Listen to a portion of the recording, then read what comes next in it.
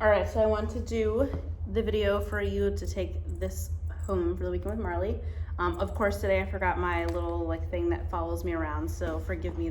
Might be a little bit wonky of a video. So to turn this guy on and off, you want to make sure that you turn them on and off individually. So if you turn on one, it doesn't necessarily mean that the other one's on.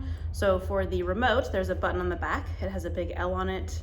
You're just gonna hold that down until the screen comes on, and then it will have a bunch of numbers and things. So my camera is facing backwards, so that says the number 5 and the letter C. And then to turn on the collar, they each have, where's it on here? They each have these little red dots. You're just gonna match those up until, boop, until this one of these lights flash. So for this, it's gonna be the same side. So that'll flash as when it turns on. They will both continue to flash as a charge indicator. So we wanna make sure that we're using it on the green flash, meaning that it's fully charged. Orange is dying, red is dead. To turn it off, you just do the same thing. You'll match up until it lights up red, and then you'll hold the button, the big button down in the back until the screen goes away.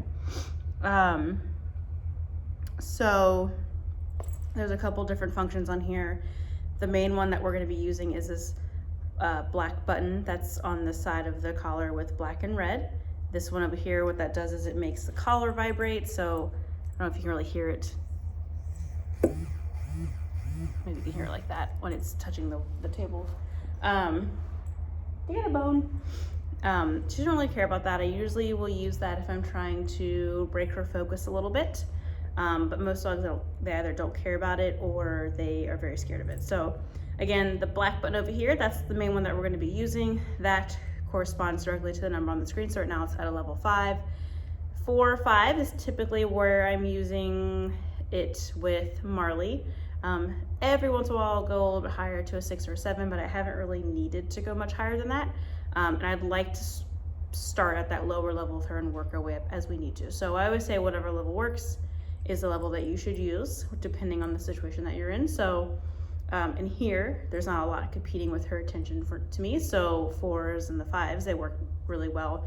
As we go outside and we do things, that's kind of when I teeter around the higher level, 6 or 7. I haven't really gone higher than that. There's probably a time that I maybe went to an 8 or 9, but I immediately turned it back down because it was a little bit too much for her. So you should not really be able to tell that she feels it other than she's fixing the behavior that you need to have fixed. And before I go on to how to use it and stuff, I want to kind of go over the rest of the buttons. So the dial is right here. Clockwise makes it go higher, goes all the way up to 100, and counterclockwise brings it back down. Practice turning this thing around because it's pretty sensitive as far as how quickly it turns up. It does go in increments of 1. The red button, all that does is makes the collar, the level boost up to 5 degrees. So if you're on a level 5 and you hit that red button, it'll jump up to a 10. If you're on a 6, it would be 11, so forth. And it's just one or the other. If you do both, it will cause the collar to omit itself. See how the red doesn't work? So 5 or 10, and it's only gonna last until as long as you're holding it down. These will both light up red, and I think it's kind of showing what color. It's supposed to be red when they are receiving each other's signal. That's the only time that you want to see red flashing on this collar. There is a flashlight on here I think, yes. So so this is a little micro, so I don't use these very often, but Marley's so tiny that's what she's using. Hey, what are you doing? If you do on the on and off button, if you just, where the L is, if you do a quick click, it activates that flashing flashlight. One more time, the solid light, and again turns it back off. If you actually need to turn the collar off, you're just gonna hold that button down until the screen goes away. On this right here, you'll see this little tiny button that says M/C. That is our momentary versus continuous. I like for the e-collar to be on continuous mode, so that's why there is that C next to the number. And that means as long as you're holding this button down, it's sending out a stem until you let go of the button. On momentary, no matter how long you hold it down, it just sends out one quick stem. I like to keep it on continuous because you can achieve that momentary by just holding and releasing really quickly. So that is my personal preference. So I'm gonna put it on her. That's why I have this little bench right here. Because she is so tiny, it looks ginormous on her, but this is a micro dog collar. This is the tiniest one they have. And it's, I have it even set up to where it's facing, making it go vertical on her neck instead of horizontal. Marley, come. Hi. I know, what am I doing up here? Come here. Oops, sorry. Come. Girl. All right, let's put you up on the table. What is this? So we want it to be, well, I would say high up on her neck, but it really takes up her whole neck. Put it on, making sure it's on first. And then I like for it to be kind of down a little bit off to the side underneath her ear.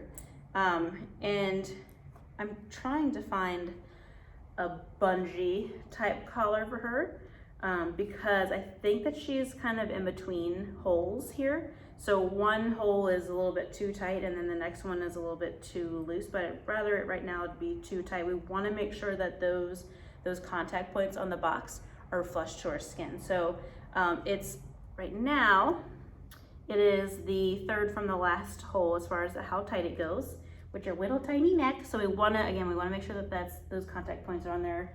You can cut all this extra stuff off. I would leave a little bit extra just in case she gets bigger. I don't know how much bigger she's going to get, but we don't want to cut too much.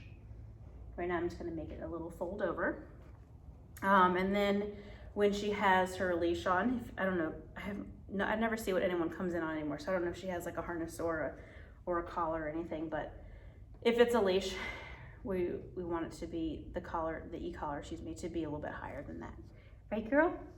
All right. Okay, you can get down. So let's show them. Come here. Hey, girl.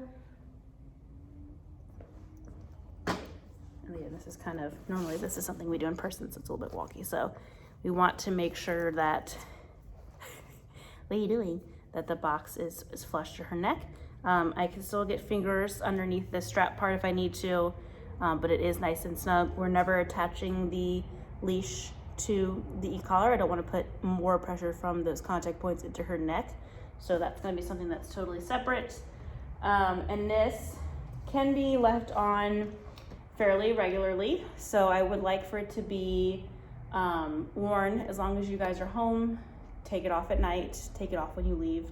And this will give you the opportunity to always be able to enforce the behaviors that you ask for. So if she's running around, she's out in the backyard, she's yapping at the door or whatever, if you tell her to come or you tell her to do something and she's not out and she's not connected to a leash, sorry, I lost my words, you have the ability to enforce the things that you want. Hi.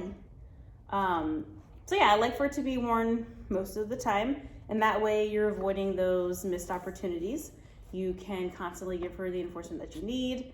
If it's something where she doesn't have this on and she's will come inside from being outside, or she's running to the door to bark at the doorbell or whatever, and you tell her to come and she ignores you, then you go and you're like, oh, but she needs to put her e-collar on, and then all of a sudden she's this wonderful little angel that listens. That's because she has become collar-wise and she's learned that she only has to listen when the collar's on, and that happens really quickly. So if you're always successful in getting her to do something, then those unwanted behaviors, they go away because there's never any success to them. They just make themselves extinct. She always has to listen, she always has to respond. And that is the key to dog training, is enforcing the things that you want and following through, being consistent and making sure that you're clear with what you're asking her to do. We want to make sure that we're being fair.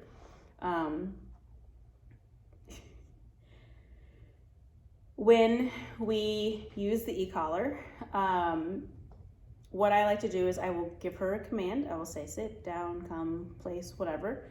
When she does not respond to the command that I give her, I will say the word no.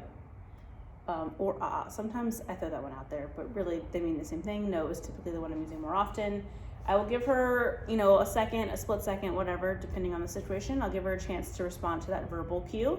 If she doesn't, then that's where I'm going to apply the pressure.